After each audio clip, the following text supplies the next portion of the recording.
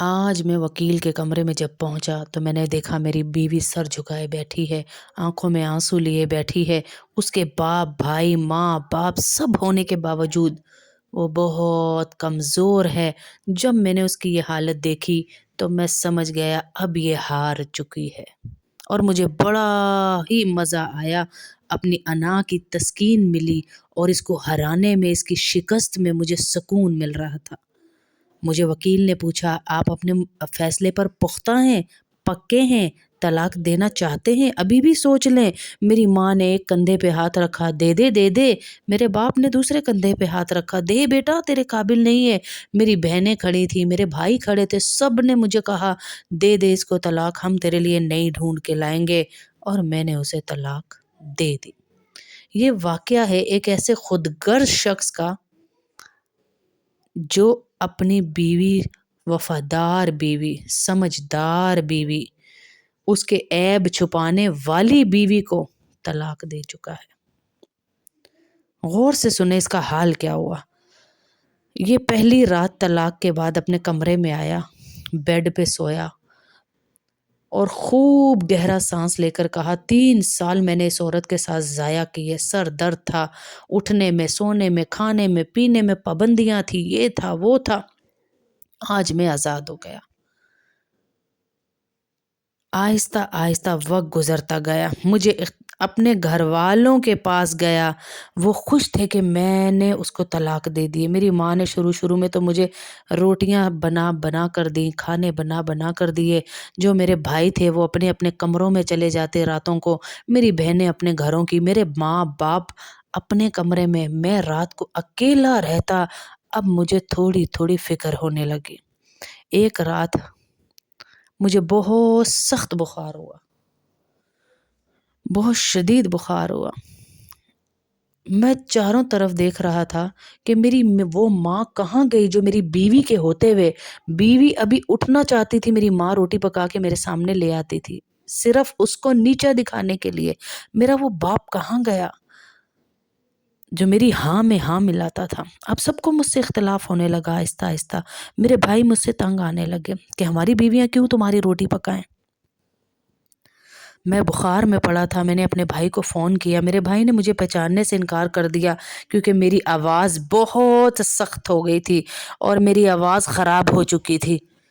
اللہ اکبر! وہ میری آواز سے پھر بھی نہیں پہچانا کہ میں بیمار ہوں، حالانکہ میری بیوی کو میری چھینک کا بھی پتہ چلتا تھا جو میں لیتا تھا۔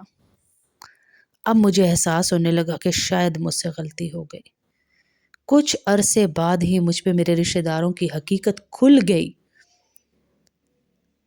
میں بیمار ہوتا تھا، مجھے ساری رات میری بیویاں پٹی رکھتی تھی، میرے عیب چھپاتی تھی اور میرے گھر والوں کے سامنے میری خوبیاں بیان کرتی تھی۔ میرے ساتھ بسیرا کرنے کے لیے اس نے بڑی کوشش کی، لیکن میں ہی اس کے ایک ایک بات اپنی ماں کو، بہنوں کو، بھائیوں کو بتاتا تھا۔ ابھی وہ کچھ پلان نہیں کرتی تھی، میں پہلے بتا دیتا تھا، حتیٰ کہ میں اس کے ساتھ رات کے لمحات بھی اپنی ماں اور باپ کو بتاتا کہ یہ تو کسی قابل ہی نہیں ہے۔ یہ ساری چیزیں ہوتی گئیں، وقت گزرتا گیا، میں نے طلاق دے دی۔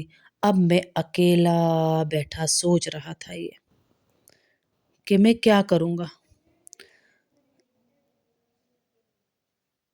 میری بیوی ایک ایک منٹ بعد مجھے فون کرتا تھا۔ میں نے اس کے بارے میں ایسی ایسی باتیں کی جو حقیقت میں نہیں تھی، وہ میرا خیال رکھتی تھی۔ میں نے اپنے ماں باپ، اپنے بہن بھائیوں کو اتنی مہلت دی، اتنا مداخلت کرنے کا ان کو وہ دیا کہ وہ میرے گھر کو توڑ کے ہی چلے گئے۔ کبھی بھی رشتہ داریاں نبھاتے ہوئے رشتے توڑے نہیں، یاد رکھیے گا۔ اور جو بیوی کا رشتہ ہے نا، اس کی وفا کا پتہ آپ کو آپ کے مشکل حالات میں پتہ چلتا ہے، آپ کی بیماری میں پتہ چلتا ہے، آپ کے بڑھاپے میں پتہ چلتا ہے۔ جب یہ بہن بھائی جن کے ساتھ بیٹھ بیٹھ کر آپ کہہ لگاتے ہیں نا، یہ کوئی بھی نہیں ہوگا۔ اللہ اکبر! مجھے یہ سب دیر میں سمجھ آیا، جب میں نے اپنی زندگی میں وقفہ لیا۔ جب میری بیوی مجھ سے دور ہو گئی تو مجھے پتہ چلا وہ اپنی پوری کوشش کرتی رہی کہ ہمارا گھر نہ گرے، اور میں اس کا ہاتھ چھوڑ رہا تھا۔ وہ ہماری پرسنل باتوں کو چھپا رہی تھی اور میں سب کچھ دوسروں کے سامنے کھول کھول کے بیان کر رہا تھا۔ میں نے افسوس کے ساتھ اسے واپس لانے سے کیا کوشش کی تو اس نے کہا کہ میں اب واپس نہیں آؤں گی، میں سکون میں ہوں۔ یہ جملہ مجھے کہنا چاہیے تھا، لیکن اس نے کہا، کیونکہ وہ بہت برداشت کر رہی تھی مجھے، جو مجھے سمجھ نہیں آ رہا تھا۔ وہ مجھے بہت برداشت کر رہی تھی۔ اللہ اکبر! جیسے وہ کسی محفوظ جگہ پہ ہے، وہ ویسے مجھے انکار کر رہی تھی کہ وہ کسی محفوظ جگہ پہ ہے، وہ وہاں سے نکلے گی تو میں اسے کچل دوں گا۔ اب کیونکہ وہ آزاد ہو چکی تھی، اس نے صاف الفاظ میں کہا کہ کبھی بھی مجھے میرے حقوق کا احساس نہیں ہوا، حتیٰ کہ میری بیوی ہونے کا بھی حق میرے پاس نہیں تھا جب میں تمہارے پاس تھی۔ اور پھر آخر کار یہ ہوا کہ میں ہی واحد ہارا ہوا شخص تھا جو اپنی بیوی کو کھو چکا تھا۔ میرا مسئلہ یہ تھا کہ میں ہر دفعہ اپنے آپ کو صحیح سمجھتا تھا اور اپنی ازدواجی زندگی میں اپنی ماں، بہنوں، بھائیوں کی مداخلت برداشت کرتا تھا، ان ماں، بہنوں، بھائیوں کی جو اپنا ایک پرسنل میٹر میرے ساتھ شیئر نہیں کرتے تھے اور مجھے صاف کہہ دیتے تھے یہ ہمارا پرسنل معاملہ ہے میاں بیوی کا۔ وہ بھائی، وہ میری زندگی کے فیصلے کیا کرتے تھے، میں باہر تھا، ان کے اکاؤنٹ میں پیسے بھیجا کرتا تھا، وہ میری بیوی کو پیسے دیتے تھے۔ پھر میں یہاں آیا تو یہاں بھی میں نے اپنی بیوی کو بہت نیچا دکھایا۔ آس پاس کے لوگ مجھے لگتا تھا میرے خیر خواہ ہیں۔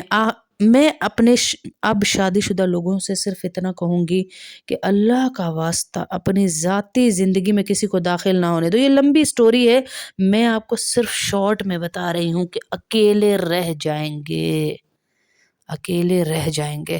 سب کے حقوق اپنی جگہ، لیکن تمہارے ایک دوسرے سے زیادہ قریب اور کوئی نہیں ہو سکتا۔ ایک دوسرے کو سمجھنے کی کوشش کریں، طلاق کے قریب بھی مت جائیں۔ طلاق سے بچنے کے لیے قرآن نے آخری راستہ یہ کہا ہے، قرآن کی آیت میں اس کا ترجمہ ہے کہ جس عورت کو اس کا شوہر دوسری عورت کے لیے چھوڑنے کا کہے، وہ اپنے حقوق چھوڑ دے، وہ اپنے سارے اخراجات اس سے اٹھا لے، وہ اسی کے گھر میں رہے اور وہ چاہے اس کی طرف نہ بھی دیکھے، کیونکہ یہ دلوں کے معاملے ہیں۔ جب دل کسی اور پر اس کا آ گیا تو بے شک وہ اسے اپنی بیوی بنا کر لایا ہے، لیکن یہ عورت اس کو پھر بھی نہ چھوڑے، اسی کے گھر میں رہے۔ یہ آخری حد بتائی، آخری حد، کہ اگر شوہر اچھا ہے، اس کو کوئی اور عورت بھی دوسری شادی کرنا چاہ رہا ہے، یہ آخری حد بتائی۔ سوتن برداشت کرنا بہت مشکل ہے اور اللہ سے زیادہ کوئی نہیں جانتا ایک عورت کے دل کی کیفیت، پھر بھی یہ اجازت دی۔ طلاق وہ چیز ہے جو حلال چیزوں میں سب سے زیادہ ناپسند اسی لیے ہے کہ طلاق یافتہ کو دنیا ٹھکریں مار دیتی ہے۔ لیکن میں یہاں پھر کہوں گی، جو مرد ایسے ہیں کماتے نہیں، جو مرد ایسے ہیں شراب، نشہ، جوا، جادو، ان سے پہلے ہی اپنی علیحدگی اختیار کر لیں۔ اور جو اس طرح کے، جو ابھی جس کی سٹوری سنائی، دیکھیں اکیلا رہ گیا نا، کھڑا رہ گیا، تو یہ آگے شیئر کریں۔ ہو سکتا ہے آپ کی وجہ سے کسی کا گھر بچ جائے اور وہ مرد انسان کا بچہ بن جائے جو اپنے گھر والوں کو ساری اپنی باتیں پرسنل بتاتا ہے۔ اس لیے اپنی پرسنل زندگی میں کسی کو انٹرفیئر نہ کرنے دے۔ طلاق کی وجہ سے آپ کی آنے والی نسل سب کچھ ہار دیتی ہے۔ یہی وجہ ہے کہ طلاق اللہ کو اتنی ناپسند ہے۔